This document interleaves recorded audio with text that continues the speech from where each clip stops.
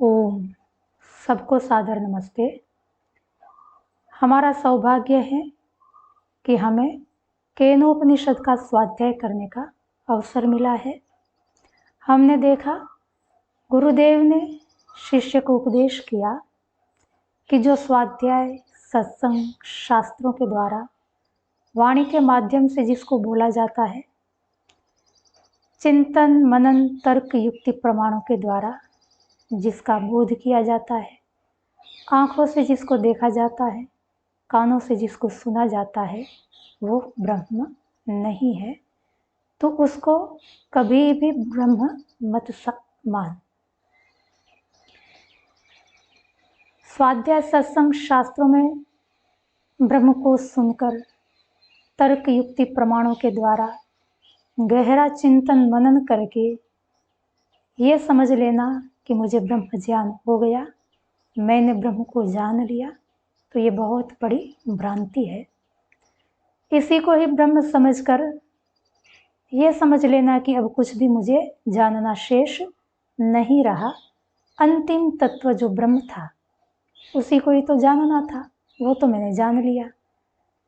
ऐसा समझ करके स्वाध्याय से, सत्संग से, साधना से मुंह मत मोड़ लेना, क्योंकि केनोपनिषद में ही कहा है अविज्ञातम विजानताम।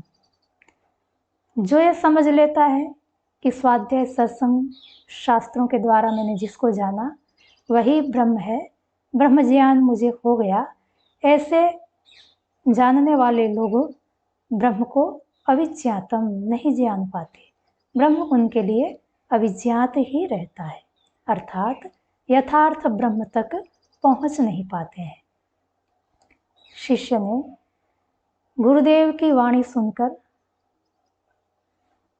फिर चिंतन मनन के लिए एकांत देश में चला गया, क्योंकि ज्ञान प्राप्ति का प्रथम साधन श्रवण है, दूसरा साधन मनन है। अतः हर श्रवण के अनंतर शिष्य मनन करता है। केवल गुरु ने कहा इतने मात्र से वो स्वीकार नहीं कर लेता।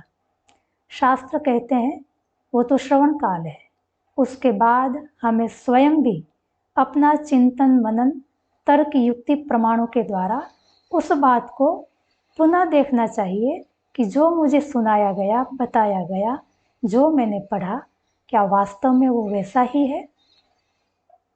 मनन करने के बाद जो तथ्य निष्कर्ष निकल के आते हैं वो हमारे अपने होते हैं, वो हमारा ज्ञान होता है। इसलिए वो ज्ञान हमें सुख देने में या दुख देने में कारण बनता है। इसलिए हमें सतत श्रवण के बाद अवश्य ही मनन करना चाहिए, जैसे यह शिष्य कर रहा है। एकांत देश में जाकर के शिष्य ने सोचा कि आज गुरुदेव ने क्या क्या कहा। उसने सोचा कि गुरुदेव ने कहा कि जो वाणी से नहीं बोला जाता, जिसको हम आँखों से देख नहीं सकते, कानों से सुन नहीं सकते, मन से जिसका चिंतन नहीं कर सकते, वो ब्रह्म तत्व ऐसा है। अर्थात बाह्य साधनों से ब्रह्म का ज्ञान हमें हो नहीं सकता। और एक और श्रुति कहती है सत्यम ज्ञानम अनंतम ब्रह्म, अर्थात ब्रह्म ज्ञान स्वरूप है। ज्ञान स्वरूप अर्थात ज्ञान ही ब्रह्म है, ज्ञान से अतिरिक्त ब्रह्म कुछ नहीं है। इधर गुरुदेव कह रहे हैं कि जो स्वाध्याय सत्संग से, शास्त्रों के पढ़ने से, तर्क युक्ति प्रमाणों के द्वारा चिंतन मनन करने से जो हमें ज्ञान प्राप्त होता है वो ब्रह्म नहीं है। और इधर उपनिषद कहता है ज्ञान ही ब्रह्म है।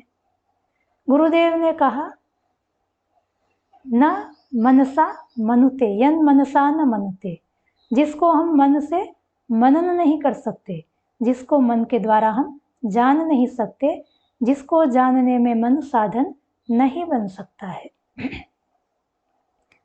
इधर उपनिषद कहती है मनसा एव एतद आप्तव्यम। एतद अर्थात यह ब्रह्म तत्व मनसा एव आप्तव्यम, मन से ही प्राप्त करने योग्य है। एक और केनोपनिषद में कहा कि न यन मनसा न मनुते, दूसरी ओर कठोपनिषद में कहा कि मनसा एव एतदाप्तव्यम। तो ये मेरी समझ में नहीं आ रहा कि ये बात क्या है। शिष्य उलझ गया, बहुत चिंतन किया, कोशिश की गुत्थी को सुलझाने की, पर बात बनी नहीं। पुनः वो श्री गुरु चरणों में उपस्थित हुआ, नम्रता के साथ, समर्पण भाव के साथ, जिज्ञासा भाव के साथ नम्रता से बोला, हे गुरुदेव, आपने कहा था कि वो ब्रह्म तत्व हम वाणी से जानने योग्य नहीं है, स्वाध्याय सत्संग शास्त्रों के माध्यम से उसको हम नहीं जान सकते हैं, वो मन से जानने योग्य नहीं है, चिंतन मनन के द्वारा हम उसको नहीं जान सकते हैं। पर इधर शास्त्र कहते हैं कि ज्ञान ही ब्रह्म है, सत्यम ज्ञानम अनंतम ब्रह्म। और आप कहते हैं कि स्वाध्याय सत्संग शास्त्र से, चिंतन मनन से जो हमें ज्ञान हुआ है वो ब्रह्म नहीं है। मन ब्रह्म को जानने का साधन नहीं बन सकता। उपनिषद ही स्वयं कहती है, मनसा एव एतदाप्तव्यम। मैत्रेयी को उपदेश करते हुए याज्ञवल्क्य ने भी कहा है बृहदारण्यक में, आत्मावारे द्रष्टव्यो श्रोत्रव्यो मंतव्यो निधिध्यासितव्यः। अर्थात आत्मा को देखना चाहते हैं तो आप आत्मा का श्रवण करो, आत्मा को सुनो, आत्मा विषयक ज्ञान प्राप्त करो, स्वाध्याय से, सत्संग से, शास्त्रों से। फिर मंतव्य मनन करो, तर्क युक्ति प्रमाणों के द्वारा चिंतन करो, और फिर निधिध्यासन करो। उपनिषद स्वयं ही तो कहती हैं कि ब्रह्म को जानना हो, आत्मा को जानना हो तो श्रवण साधन है, स्वाध्याय सत्संग शास्त्र साधन है, मनन भी साधन है, चिंतन मनन करके उसको जानना होता है। और आपने बताया कि मन से वो नहीं जाना जाता। मेरी समझ में कुछ नहीं आ रहा है, कृपया आप मेरी समस्या का समाधान करें। गुरुदेव ने मुस्कुराते हुए सौम्य भाव से शिष्य को कहा, वत्स, तुम जो कह रहे हो दोनों ही बातें सही है। उपनिषद ने कहा है, सत्यम ज्ञानम अनंतम ब्रह्म। ब्रह्म ज्ञान स्वरूप है, ज्ञान ही है। और उपनिषद ही कहती हैं कि वाणी से, मन से, बाह्य साधनों से उसको हम जान नहीं सकते हैं। अर्थात इंद्रियों के द्वारा जो हमें ज्ञान होता है वह ज्ञान ब्रह्म विषयक ही क्यों न हो, पर वो ब्रह्म नहीं है। दोनों ही बात सही है। शिष्य ने कहा, ये दोनों बात सही कैसे हो सकती है? एक और कहा ज्ञान ही ब्रह्म है, दूसरी ओर कहा ज्ञान ब्रह्म नहीं है। ये आपस में विरोधी बातें सही कैसे हो सकती है? दो में से एक सही होनी चाहिए, दोनों सही कैसे हो सकती हैं? गुरुदेव ने कहा, सुनो वत्स, स्वाध्याय से, सत्संग से, शास्त्रों को पढ़ करके हमें ज्ञान होता है, उसमें कोई बेमत नहीं है। ब्रह्म को हम जानना चाहते हैं, शास्त्र ही तो प्रमाण है। अतीन्द्रिय विषयों में शास्त्र ही प्रमाण होते हैं और ब्रह्म अतीन्द्रिय है, तो शास्त्र से ही हम ब्रह्म को जान पाएंगे। गुरु मुख से जब हम ब्रह्म को सुनते हैं तो वह भी शास्त्र ही है। शास्त्र कहें, गुरुमुख कहें, स्वाध्याय सत्संग सब एक ही समान साधन है। पर शास्त्रों से, गुरुमुख से सुन करके जो हमें ज्ञान हुआ वो ज्ञान उत्पन्न हुआ है। जब तक हमने गुरुमुख से नहीं सुना था, शास्त्रों को नहीं पढ़ा था, स्वाध्याय सत्संग नहीं किया था, उससे पहले हमें वो ज्ञान नहीं था। स्वाध्याय सत्संग करने से या गुरु की चरणों में जा कर के गुरुदेव को सुनने से या शास्त्रों को पढ़ने से ये ज्ञान हमें हुआ है, तो साफ है कि ये ज्ञान उत्पन्न हुआ है। आप कल्पना कीजिए कि आप एक परिवार के मुखिया हैं, परिवार की जिम्मेदारी आप पे है। अभी केनोपनिषद का आप स्वाध्याय कर रहे हैं। स्वाध्याय करते करते हमें ये ज्ञान हुआ कि ब्रह्म कैसा है, ब्रह्म अतीन्द्रिय है, ब्रह्म के कुछ लक्षण इसमें बताए गए हैं, ब्रह्म का स्वरूप बताया गया है। तो ब्रह्म का ज्ञान तो हमें हुआ ही है। स्वाध्याय के बाद जब हम काम के लिए, कार्यालय के लिए घर से निकले, रास्ते में ट्रैफिक था, गाड़ी रोकनी पड़ी क्योंकि लाल बत्ती लगी हुई थी। अब हमारा ध्यान ट्रैफिक में है, लाल बत्ती पे है कि कब हरी बत्ती हो, आगे मोड़ आ रहा है, मुझे मुड़ना है। इतने ट्रैफिक में मुझे सावधानी रखनी होगी, बड़े ध्यान से मुझे मुड़ना होगा। मेरा पूरा ध्यान ट्रैफिक पे है, ड्राइविंग पे है। गाड़ी में कैसे चलाऊं, कितनी गति से चलाऊं, कब चलाऊं, कब मुड़ूं, कब ब्रेक लगाऊं, कब एक्सीलेटर दूं, इसी में ही अभी हम डूबे हुए हैं, इसी में ही हमारा मन लगा हुआ है। क्या अभी हमारे मन में स्वाध्याय करते समय जो ब्रह्म ज्ञान था वो बना हुआ है? शिष्य ने कहा नहीं बना हुआ। अर्थात स्वाध्याय करते समय जो ज्ञान था वो वर्तमान में नहीं रहा, अभी कोई दूसरा ज्ञान आ गया। कार्यालय पहुंच गए, कार्यालय से शाम को घर वापस आए, पिताजी बीमार थे, उनको अस्पताल ले जाना था। अब सारा ध्यान पिताजी में है, पिताजी की बीमारी में है, अस्पताल में है। ऐसे ही दिन भर हम अलग अलग व्यवहार करते रहते हैं, अलग अलग कार्य करते रहते हैं। उस समय हमारा ध्यान उस वस्तुओं में होता है, तब वही वस्तु संबंधित हम ज्ञान प्राप्त कर रहे होते हैं, जान रहे होते हैं। उस समय ब्रह्म ज्ञान हमें नहीं हो रहा होता है। कभी कभी हम काम में ऐसे फंस जाते हैं कि कई दिनों तक हम स्वाध्याय नहीं कर पाते हैं। 1, 2, 3 महीने बीत गए, स्वाध्याय नहीं कर पाए। फिर 3-4 महीने के बाद फिर स्वाध्याय करने बैठे, वही केनोपनिषद पढ़ने बैठे जो 3-4 महीने पहले हमने पढ़ी थी, सुनी थी। अब हम देख रहे हैं कि कई बातें हम भूल गए। सर्वथा कोशिश की याद करने की, बिल्कुल याद ही नहीं आ रही है। बहुत जोर लगाया, कुछ बातें याद आई, पर वैसी याद नहीं आई जैसी वो हमें पहले समझ में आई थी। पर वो कैसे हमने समझा था, वो बातें कैसी थी, वो अभी या तो धुंधली है या तो बिल्कुल ही याद नहीं आ रही है। तो जो हमने शास्त्रों को स्वाध्याय सत्संग करके ज्ञान प्राप्त किया था, वो ज्ञान हमारा बदल गया या तो नष्ट हो गया। अभी वो ज्ञान हमारे पास नहीं है, और है तो कुछ उसमें विकार आ गए, कुछ ज्ञान यथावत भी बना हुआ है, कुछ में परिवर्तन हो गया है, कुछ नष्ट हो गया है। अर्थात शास्त्रों से जो हमें ज्ञान प्राप्त हुआ था, गुरुवाणी से जो ज्ञान प्राप्त किया था, स्वाध्याय सत्संग के माध्यम से चिंतन मनन करके जो हमने ज्ञान प्राप्त किया था, वो ज्ञान एक तो उत्पन्न हुआ है, कालांतर में उसमें परिवर्तन भी हो जाता है, और कभी कभी वो पूरा नष्ट भी हो जाता है। तो वो ज्ञान उत्पाद्य है, विकार्य है और नष्ट होने योग्य है। क्या उसी ज्ञान को यदि हम ब्रह्म माने तो ब्रह्म उत्पाद्य हो सकता है? क्या ब्रह्म विकार्य हो सकता है? क्या ब्रह्म नष्ट होने योग्य हो सकता है? जवाब होगा नहीं। क्यों? क्योंकि जिस श्रुति ने कहा ज्ञानम ब्रह्म, अर्थात ज्ञान स्वरूप ही ब्रह्म है, ज्ञान ही ब्रह्म है, प्रज्ञानम ब्रह्म, विज्ञान गणः ब्रह्म। ज्ञान श्रुति ने ज्ञान को ब्रह्म माना है, तो उसी श्रुति ने ये भी तो साथ में कहा है सत्यम ब्रह्म, सत्यम ज्ञानम, अनंतम ब्रह्म। इस उपनिषद की उक्ति में, वचन में सत्य का अर्थ है शाश्वत। वैसे सत्य के अर्थ कई सारे हैं, पर यहाँ पर सत्य का अर्थ है शाश्वत।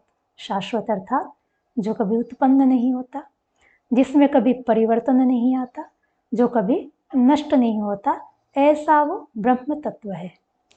उपनिषद ने ये भी तो कहा है अशब्दम, अस्पर्शम, अरूपम, अव्ययम। अव्यय, व्यय अर्थात परिवर्तन, अव्यय अर्थात परिवर्तन का न होना।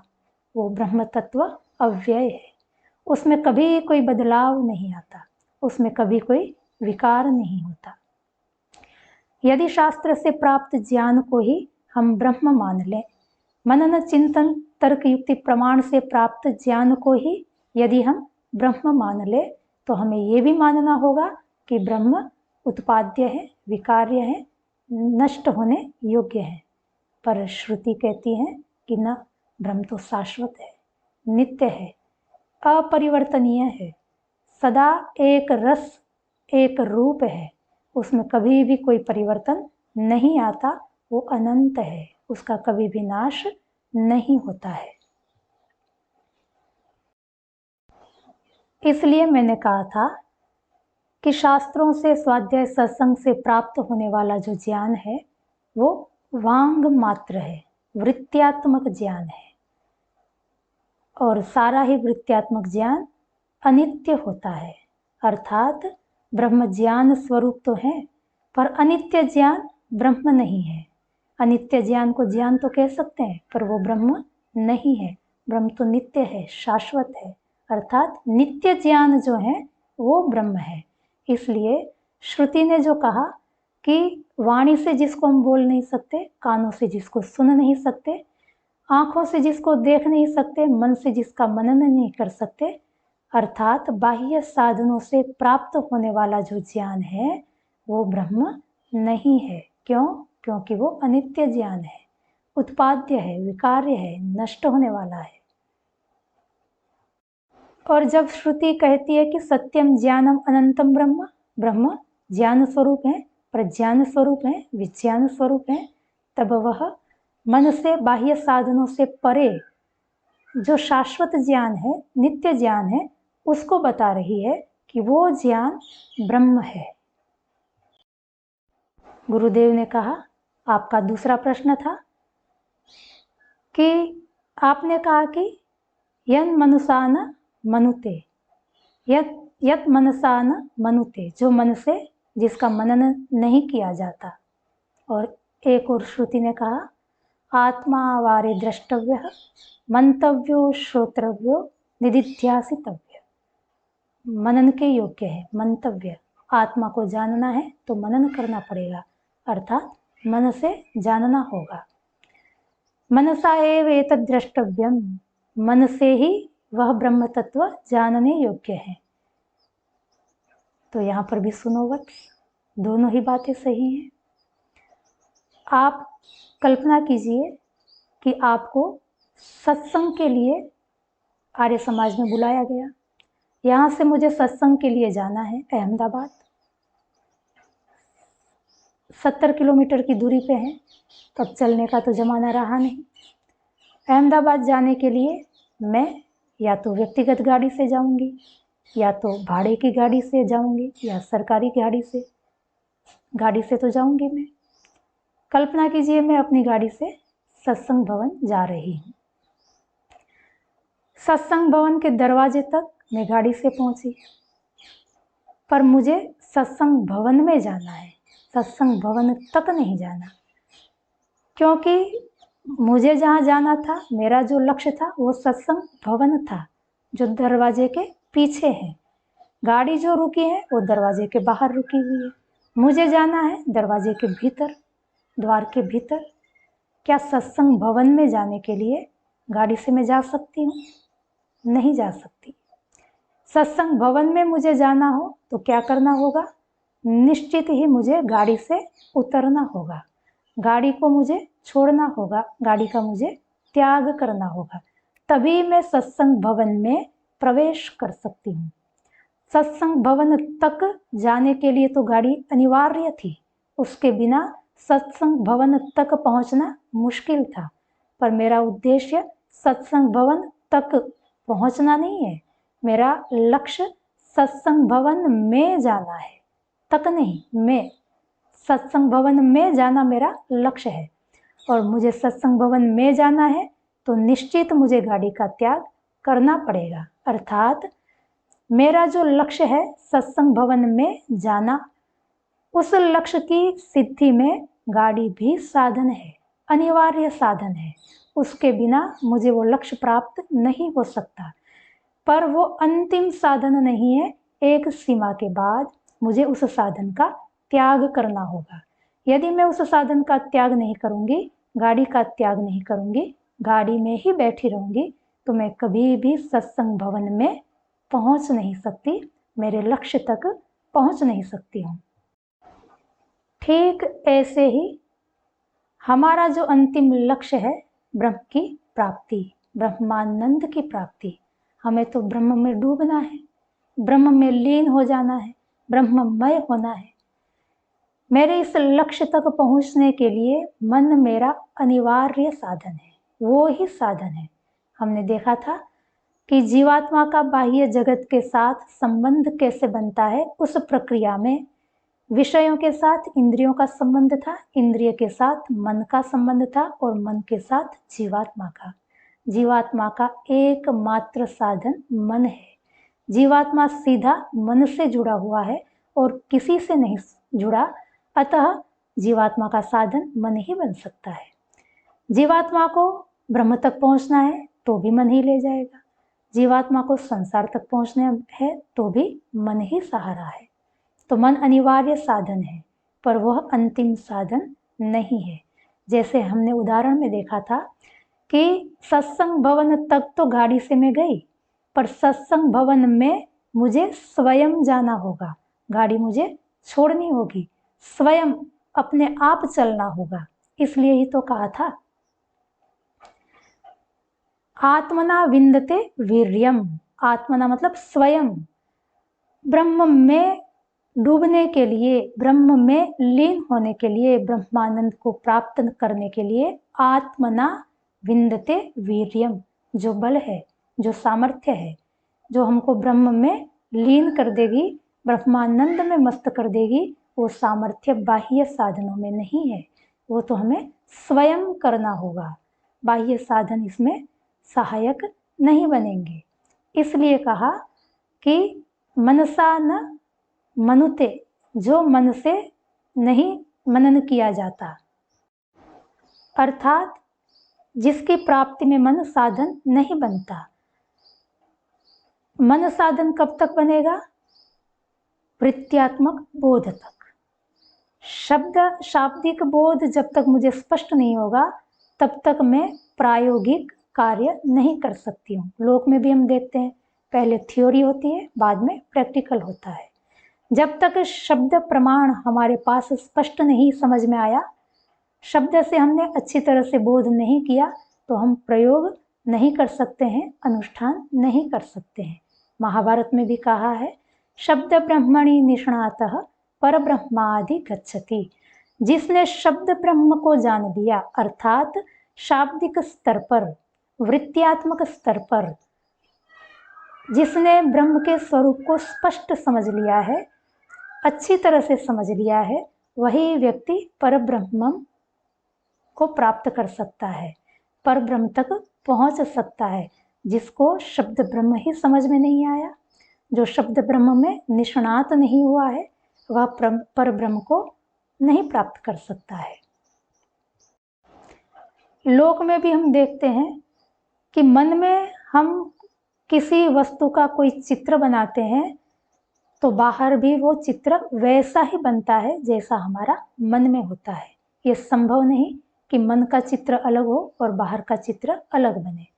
इसलिए हमको मन की तस्वीर जितनी साफ होगी उतनी ही बाह्य कलाकारी हमारी उत्तम होगी। तो यहाँ पर भी मन में जितना स्पष्ट रूप से ब्रह्म हमें समझ में आया होगा, उतना ही सहज हमको ब्रह्म तत्व तक पहुँचना हो जाएगा। इसलिए उपनिषद ने कहा है, मनसा एव एतद आप्तव्यम, अर्थात आरंभ में तो मन ही सहारा है, मन से ही वो जानने योग्य है, मन से ही वो मनन करने योग्य है। जब तक हम मन के द्वारा उसको जानेंगे नहीं, समझेंगे नहीं, तब तक हम पर ब्रह्म तक भी पहुंच नहीं पाएंगे। तो ये मन जो है वो साधन तो है, उसमें कोई दो राय नहीं है, कोई संशय नहीं है, पर वो अंतिम साधन नहीं है। वृत्त्यात्मक बोध तक, शाब्दिक स्पष्ट बोध कराने तक मन साधन है। उसके बाद मुझे मन का भी त्याग करना है, फिर स्वयं अपने आप यात्रा आरंभ करनी है और मुझे स्वयं ही उस ब्रह्म में प्रवेश करना है। तभी मैं ब्रह्मानंद में लीन हो पाऊंगी, ब्रह्मानंद में डूब जाऊंगी। जब तक मैं मन रूपी गाड़ी में बैठी रहूंगी, मन के साथ जुड़ी रहूंगी, मन के माध्यम से ही ब्रह्म को जानने की कोशिश करती रहूंगी, तो ब्रह्म तक यथार्थ ब्रह्म तक मैं नहीं पहुंच पाऊंगी। ब्रह्म को जानने के लिए मुझे मन का त्याग करना ही है। इसी को योग दर्शन ने परवैराग्य कहा है। एक एक साधन को पहले संसार के विषयों से विरक्त होना है, फिर इंद्रियों से भी विरक्ति है, और अंत में बुद्धि से, मन से भी हमको विरक्त हो जाना है, वैराग्य प्राप्त कर लेना है। इसी का नाम पर वैराग्य है। और पर वैराग्य के बाद ही असंप्रज्ञात समाधि लगती है, और असंप्रज्ञात समाधि में ब्रह्म तत्व हमें साक्षात होता है, ब्रह्मानंद की हमें प्राप्ति होती है। वही हमारे मोक्ष की स्थिति है, हमारे अंतिम लक्ष्य की प्राप्ति है। इसलिए गुरुदेव ने शिष्य से कहा, दोनों ही बात सही है। मन साधन है भी और नहीं भी। वृत्त्यात्मक बोध के लिए, शाब्दिक स्पष्ट बोध के लिए मन ही साधन है। और जब शाब्दिक बोध हो जाता है, उसके बाद हमें स्वयं अनुष्ठान करके, स्वयं उस मन से विरक्त होकर के अतिमुच्य धीरा, मन का भी हमें अतिक्रमण कर जाना है, इंद्रियों से हमें ऊपर उठ जाना है और स्वयं उस ब्रह्म में प्रवेश करना है। तभी हम अमृतत्व को प्राप्त कर सकते हैं। इसलिए सत्यम ज्ञानम अनंतम ब्रह्म, यह भी सही है। और बाह्य साधनों से प्राप्त जो ज्ञान है, ब्रह्म विषयक ज्ञान, वो वास्तव में ब्रह्म नहीं है, यह भी सही है। मन ही साधन है, यह भी सही है। और मन साधन नहीं है, यह भी सही है। इसमें कोई भी प्रतिपत्ति नहीं है, आपस में कोई भी विरोध नहीं है। इसलिए हे वत्स, यदि तुम ब्रह्म को प्राप्त करना चाहते हो तो अपने भीतर उस सामर्थ्य को उत्पन्न करो जो हमें ब्रह्म तक पहुंचाने वाली है। ये सामर्थ्य कैसे मिलेगी? स्वाध्याय से मिलेगी, सत्संग से मिलेगी, मनन चिंतन से मिलेगी। पर इसी को ही अंतिम नहीं समझना है। नायम आत्मा प्रवचनेन लभ्य न बहुना श्रुतेन। ये आत्मा प्रवचन से भी नहीं मिलेगा, बहुत स्वाध्याय सत्संग करने से भी नहीं मिलेगा। कैसे मिलेगा? स्वाध्याय सत्संग आदि से जो ज्ञान प्राप्त हुआ है उसका अनुष्ठान करना है। उन्होंने जैसे बताया, शास्त्रों ने जो मार्ग बताया, विधि बताई, उस विधि पर हमको चलना है, निधिध्यासन करना है। श्रवण के बाद मनन, मनन के बाद निधिध्यासन आता है। बिना निधिध्यासन के साक्षात्कार नहीं होता। इसलिए हमें मनन तक ही नहीं रुकना है, मनन से आगे निधिध्यासन करना है, शास्त्रीय मार्ग के अनुसार अनुष्ठान करना है, तो साक्षात्कार स्वयं होगा। साक्षात्कार करने की चीज नहीं है, साक्षात्कार तो होने की चीज है। करना कितना है? श्रवण करना है, मनन करना है और निधिध्यासन करना है। इसके बाद करने को कुछ नहीं है। उसके बाद तो बस होना ही होना है। गुरुदेव ने शिष्य को संतुष्ट जान अपना उपदेश आगे जारी रखा। गुरुदेव ने कहा, इह चेद अवेदित अथ सत्यम अस्ति, न चेद इहावेदिन महति विनष्टि, भूतेषु भूतेषु विचित्य धीराः प्रेत्यास्मान् लोकात् अमृता भवन्ति। गुरुदेव ने कहा, इह चेद अवेदित, यदि यहाँ इस शरीर में उसको जान लिया, किस रूप में जानना है? वृत्त्यात्मक स्तर पे या अनुभवात्मक स्तर पे?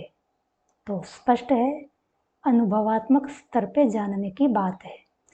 वृत्त्यात्मक स्तर पे, मन के स्तर तक जानने की बात नहीं है, उससे आगे पहुंचने की बात है।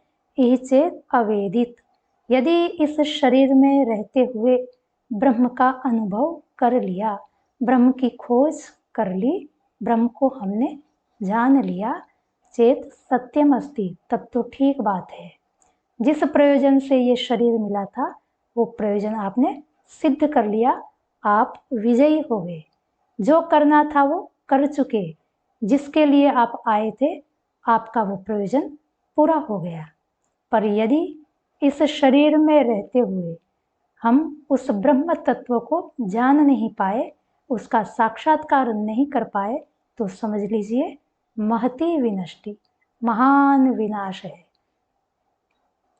अर्थात जिस प्रयोजन से ये शरीर मिला था, इतना महंगा शरीर, इस शरीर को पाने के लिए हमने कितनी कीमत चुकाई है वो हमें भी नहीं पता है। इतना महंगा शरीर प्राप्त किया जिस प्रयोजन के लिए, और उस प्रयोजन को हमने सिद्ध नहीं किया, और शरीर इधर उधर की बातों में लगा करके, व्यर्थ समय गंवा करके अंत में नष्ट कर दिया, तो समझ लीजिए महती विनष्टि। इससे बड़ा और विनाश हमारा क्या हो सकता है।